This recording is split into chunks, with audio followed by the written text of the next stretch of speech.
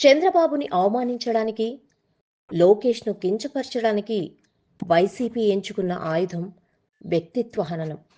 విదేశాలలో చదువుకోవడంతో మాతృభాష తెలుగు మీద లోకేష్‌కు పట్టు లేకపోవడం, తన రాజకీయ ప్రసంగాలలో తెలుగులో తప్పులు దొరలడం, ప్రత్యక్ష ఎన్నికల ద్వారా కాకుండా పరోక్ష ఎన్నికల పద్ధతిలో లోకేష్ రాజకీయ అరంగేట్రం చేయడం ప్రత్యర్థి పార్టీకి అస్త్రంగా మారింది. అలాగే లోకేష్ పై బాడీ షేమింగ్ విమర్శలు గుప్పించడం, ఆయనను పదే పదే పుష్ప పుష్ప అంటూ సంబోధించడం, వైసీపీకి అనుకూలంగా తీసుకున్న సినిమాలలో కూడా బాబు కుటుంబ సభ్యులను అగౌరవిస్తూ సీన్లు రాయటం, వాటిని వైసీపీ సోషల్ మీడియాలో ప్రచారం చేసి పైశాచిక ఆనందం పొందిన వైసీపీ నాయకులే ఇప్పుడు లోకేష్ను చూసి భయపడుతున్నారు. అప్పుడు పుష్ప అంటూ లోకేష్ను లైట్ తీసుకున్న వైసీపీ అధినేత జగన్ సైతం ఇప్పుడు లోకేష్ పేరు జపిస్తూ రెడ్ బుక్ అంటూ లోకేష్ వైసీపీ నేతలను భయపెడుతున్నారంటూ ఢిల్లీ స్థాయిలో లోకేష్ ఈజ్ ఫైర్ అంటూ ప్రకటనలు చేస్తున్నారు. వైసీపీ ప్రభుత్వ హయాంలో నోటికి అదుపు లేకుండా లోకేష్ మీద ఎదురుదాడి చేసిన నేతలంతా ఇప్పుడు కలుగులో దాక్కున్న ఎలక మాదిరిగా సైలెంట్ అయిపోయారు. దానిలో ముఖ్యంగా కొడాలి నాని, వల్లభనేని వంశీ, నగరి రోజా వంటి వైసీపీ మాజీ ఎమ్మెల్యేలు, రామ్ గోపాల్ వర్మ వంటి మాజీ సినీ దర్శకుడు, పోసాని కృష్ణమురళి లాంటి మాజీ సినీ నటుడు ఇప్పుడు మీడియా ముందుకు రావడం లేదు. సోషల్ మీడియాలో పోస్టులు పెట్టడం లేదు. గతంలో లోకేష్ను ఒక రాజకీయ నాయకుడిగా కూడా గుర్తించని జగన్ సైతం ఇప్పుడు వైసీపీకి ప్రత్యర్థి లోకేష్ అన్నట్టుగా వ్యవహరిస్తున్నారు.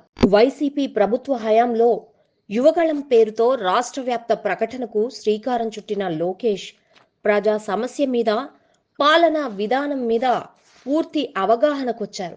ప్రత్యర్థి పార్టీలు చేసే విమర్శలను తిప్పికొట్టడంలో, నీలి మీడియాలు అడిగే తిక్క ప్రశ్నలకు సమాధానంతో పాటు కౌంటర్ వేయడంలో లోకేష్ ఆరితేరిపోయారు. అలాగే తన తండ్రి బాబు అరెస్ట్ అయిన సమయంలో అటు కుటుంబాన్ని, ఇటు పార్టీని సమన్వయం చేసుకుంటూ ఢిల్లీ స్థాయిలో చక్రం తిప్పారు. పనిలో పనిగా జాతీయ మీడియాలో తన పార్టీ గళం బలంగా వినిపించారు.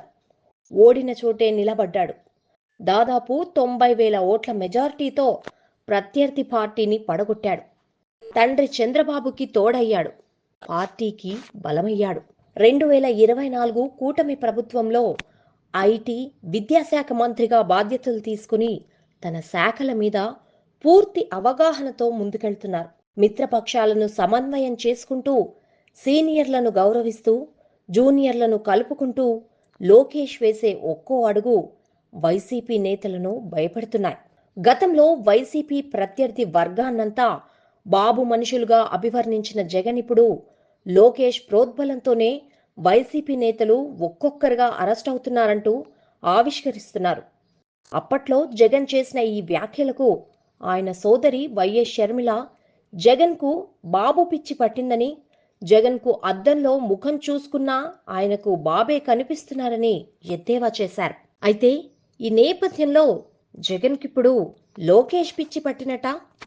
జగన్కు ఎటు చూసినా లోకేష్, అతని చేతిలో ఉన్న రెడ్ బుక్కే దర్శనమిస్తున్నట్టుంది అంటూ టీడీపీ శ్రేణులు జగన్ను ట్రోల్ చేస్తున్నారు.